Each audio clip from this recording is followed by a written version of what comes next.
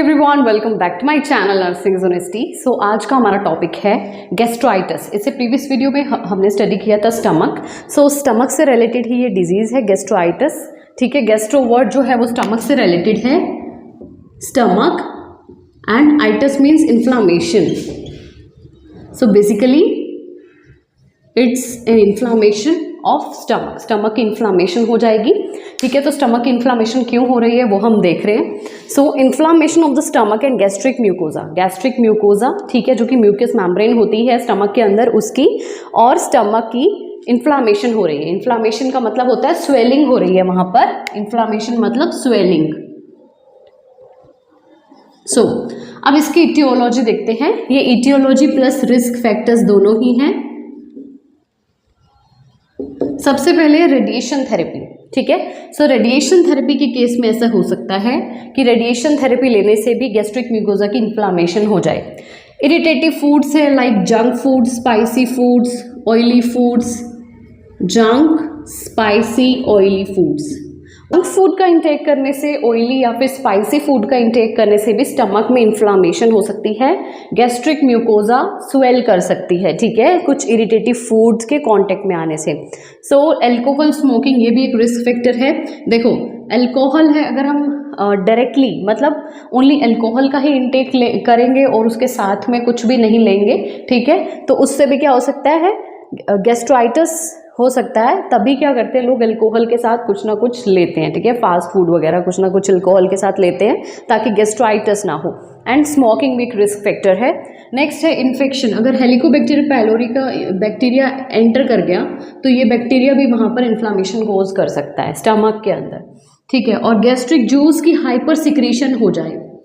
Gastric juice की hyper secretion हो जाए। अब ऐसा कब हो सकता है, जब वेगस नर्व की इंक्रीज स्टिमुलेशन हो।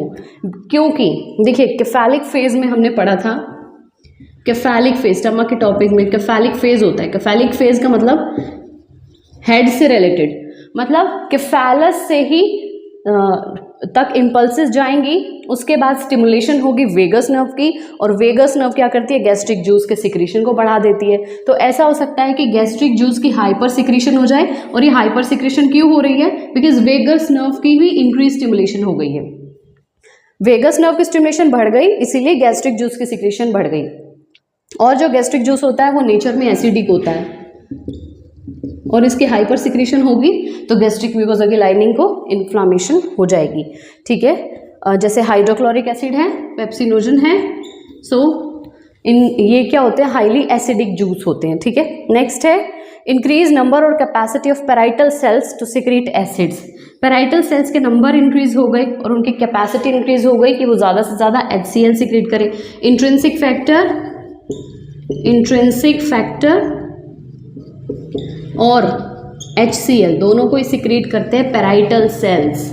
ठीक है, सो इंट्रिंसिक फैक्टर क्या काम करते हैं, विटामिन B12 के एब्जॉर्प्शन में हेल्प करते हैं, और एब्जॉर्प्शन हो जाता है उसके बाद हम इसे एक्सट्रिंसिक फैक्टर बोलते हैं, एक्सट्रिंसिक फैक्टर।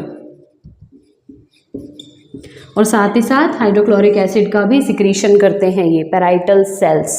ठीक है, गैस्ट्रिक ग्लैंड कहलाता है ये, पैराइटल सेल्स चीफ सेल्स हो गए।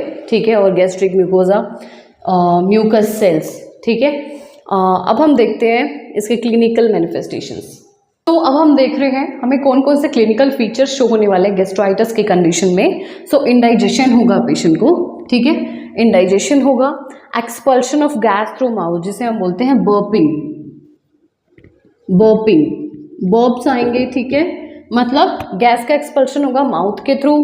हार्ट बर्न होने वाला है यहाँ पर, तो हार्ट बर्न को हम क्या बोलते हैं, पायरोसिस। नोट डाउन कर लीजिएगा, पायरोसिस मीन्स हार्ट बर्न।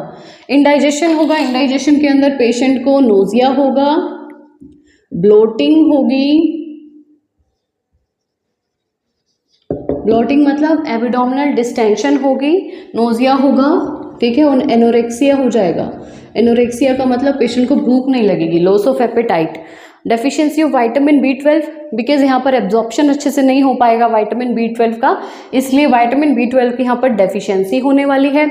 और श्योर टेस्ट इन माउथ। ठीक है, माउथ का टेस्ट कैसे हो जाएगा, श्योर टेस्ट हो जाएगा। और हिक्कपिंग मतलब पेशेंट को हिकअप्स आएंगे, मतलब हिच के जिसे हम बोलते हैं हिकअप्स आएंगे, okay, due to because of bloating, abdominal distension and expulsion of gas through mouth, इसकी वजह से पेशेंट को हिकअपिंग होगी। ओके, इसकी मैनेजमेंट किस तरीके से करेंगे? तो सबसे पहले हम देख रहे हैं अवॉइड इरिटेटिंग फूड। तो ये एक रिस्क फैक्टर था, हमने इटियोलॉजी में भी स्टडी किया था कि इरिटेटिंग फूड जैसे स्पाइसी, जंक, ऑयली फूड होते हैं उनको हमें रेस्ट्रिक्ट कर देना है, पेशेंट को इंस्ट्रक्ट करना है कि वो अवॉइड कर दे इरिटेटिंग फूड का इंटेक करना, और पेशेंट को एनपीओ कर देना है, एनपीओ कर देना बिकॉज गैस्ट्राइटिस हो गया है। फ्लूइड एंड फूड वो इंटेक ना करे, ना ही फ्लूइड ना ही फूड, उसको हम आईवी थेरेपी प्रोवाइड करेंगे, इंट्रावीनस थेरेपी प्रोवाइड करेंगे, इंट्रावीनसली हम फ्लूइड प्रोवाइड करने वाले हैं यहाँ पर, और सिम्टम्स जब तक सबसाइड नहीं हो जाते हैं तब तक वो ऑरली ना ले। Administer vitamin B12 because vitamin B12 की यहाँ डेफिशिएंसी हो रही है, तो हमें आर्टिफिशियली विटामिन B12 को एडमिनिस्टर करना होगा। क्यों? अगर विटामिन B12 की डेफिशिएंसी हो जाती है बॉडी में तो डिप्रेशन जैसे सिम्टम्स देखने को मिलते हैं, डिप्रेशन जैसे सिम्टम्स देखने को मिलते हैं, जॉइंट पेन होता है, बॉडी पूरी पेन करती है, ठीक है। सो इस तरीके के सिम्टम्स आते हैं, that's why vitamin B12 body के लिए बहुत ज़्यादा इंपॉर्टेंट है।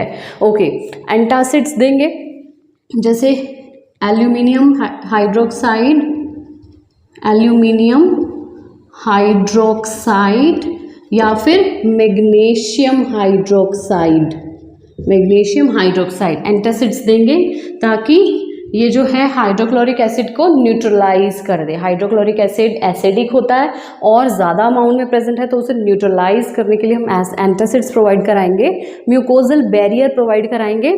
म्यूकोजल बैरियर मतलब जो म्यूकस, जो जिस स्ट्रक्चर को हम र्यूक बोल रहे थे, वो वाला स्ट्रक्चर भी यहाँ पर क्या हो रहा है, इन्फ्लेम्ड हो रहा है। तो म्यूकोजल बैरियर को यहाँ पर मेंटेन करने के लिए हम सक्रालफेट प्रोवाइड कराने वाले हैं। एंटीबायोटिक्स हम प्रोवाइड कराएंगे बिकॉज बैक्टीरिया का इन्वेजन अगर हो गया, जो जिसे हम बोल रहे थे हेलिकोबैक्टर पाइलोरी, तो उसके लिए हम एजिथ्रोमाइसिन प्रोवाइड कराने वाले हैं, एजिथ्रोमाइसिन, ठीक है। तो यहाँ पर ट्रिपल थेरेपी प्रोवाइड कराते हैं, लेकिन ये पेप्टिक अल्सर के केस में प्रोवाइड कराते हैं ट्रिपल थेरेपी। यहाँ पर हम एजिथ्रोमाइसिन ही प्रोवाइड कराएंगे। प्रोस्टाग्लैंडिन्स प्रोवाइड कराएंगे। प्रोस्टाग्लैंडिन्स क्या करते हैं? प्रोस्टाग्लैंडिन्स जो हाइड्रोक्लोरिक एसिड है उनका सिक्रीशन को सप्रेस कर देते हैं, उनका सिक्रीशन कम करते हैं प्रोस्टाग्लैंडिन्स। नेक्स्ट है प्रोटॉन पंप इनहिबिटर। तो प्रोटॉन पंप इनहिबिटर भी क्या करते हैं? सिक्रीशन ऑफ हाइड्रोक्लोरिक एसिड को कम करते हैं, जैसे कि पेंटाप्रोजोल है, पेंटाप्रोजोल, ठीक है। And prostaglandins like मीजोप्रोस्टोल, मीजोप्रोस्टोल। So I hope आपको गैस्ट्राइटिस का टॉपिक बहुत अच्छे से क्लियर हुआ होगा, और गैस्ट्राइटिस का टॉपिक स्टडी करने से पहले मैं लिंक डिस्क्रिप्शन बॉक्स में प्रोवाइड कर दूंगी, आप लोग स्टमक का टॉपिक चेकआउट कर लीजिएगा। जब तक आपको स्टमक की एनाटॉमी फिजियोलॉजी नहीं पता है तब तक आप गैस्ट्राइटिस के टॉपिक को इजीली समझ नहीं पाओगे। So do like, share and comment on my YouTube channel which is nursing is honesty.